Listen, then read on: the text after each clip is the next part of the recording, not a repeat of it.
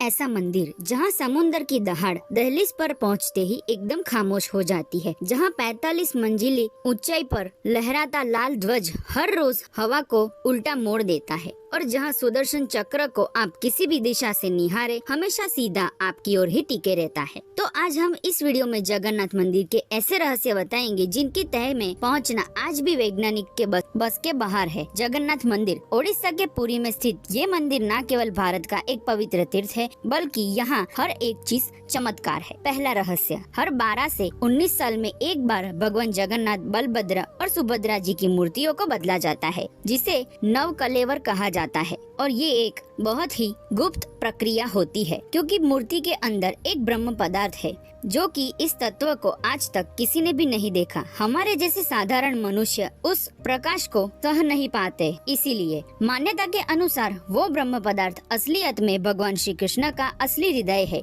इस मूर्ति में धड़क रहा है। भगवान जगन्नाथ जी के मंदिर का प्रसाद कभी भी कम नहीं होता है। इस प्रसाद को महाप्रसाद कहा जाता है।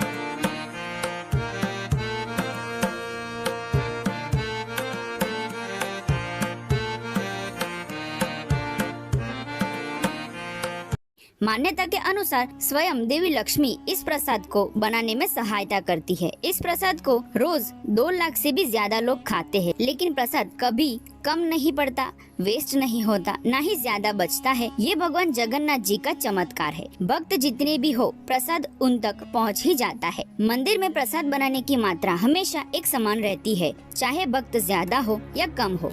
मूर्तियों की आँखों में पुतलियाँ नहीं है। भगवान जगन्नाथ जी की मूर्तियों में पुतलियाँ नहीं होती है। उनकी आँखें बड़ी और गोल है, जो कि उनके निराकार स्वरूप का प्रतीक है।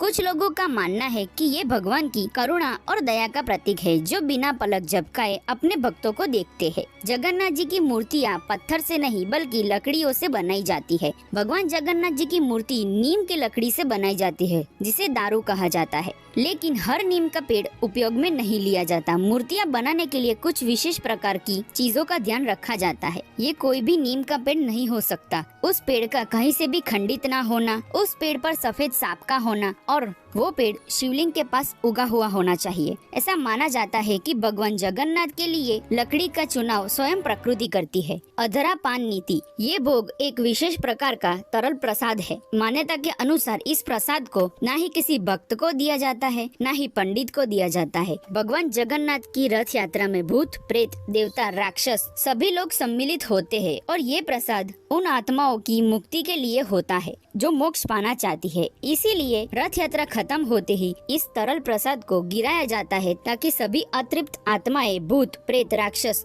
इस प्रसाद को ग्रहण करे और मोक्ष की प्राप्ति कर सके। जगन्नाथ मंदिर के ऊपर से ना ही कोई कौवा और ना ही कोई पक्षी उड़ सकता है। मान्यता के अनुसार मंदिर के ऊपर एक चुंबकीय क्षेत्र होने की बात कही जाती है, जो पक्षियों को मंदिर के ऊपर से उड़ने से रोकता है। जगन्नाथ मंदिर को नो फ्लाइंग जोन घोषित किया गया है, जिसके कारण मंदिर के ऊपर से हवाई जहाज या ड्रोन उड़ाना मना है। ये बात चौंकाने वाली है कि दिन में कभी भी जगन्नाथ मंदिर के शिखर की छाया जमीन पर नहीं पड़ती। ये मंदिर की वास्तुकला और संरचना की एक रहस्यता है। वैज्ञानिकों का मानना है कि मंदिर की संरचना इस तरह से बनाई गई है कि सूर्य की किरणें मंदिर पर सीधी पड़ती है और छाया जमीन तक पहुंचती नहीं है। मंदिर के शिखर पर लगा सुदर्शन चक्र एक रहस्य है। इसे किसी भी दिशा से देखने पर हमेशा आपकी ओर ही लगता है। इस मंदिर की और एक रहस्यमय बात ये है कि मंदिर के अंदर समुद्र की आवाज सुनाई नहीं देती, लेकिन मंदिर के बाहर निकलते ही वो स्पष्ट रूप से सुनाई देती है। जगन्नाथ जी के मंदिर का ध्वज कभी भी हवा के साथ नहीं लहराता, बल्कि इसके विपरीत दिशा में लहराता है। साइंस के हिसाब से ये इम्पॉसिबल बात है। इन रहस्यों का कोई साइंटिफिक जवाब हो सकता है, लेकिन हर जवाब एक और सवाल को जन्म देता है। जगन्नाथ मंदिर के ये चमत्कार हमें याद दिलाते हैं कि इंडिया सिर्फ एक देश नहीं, एक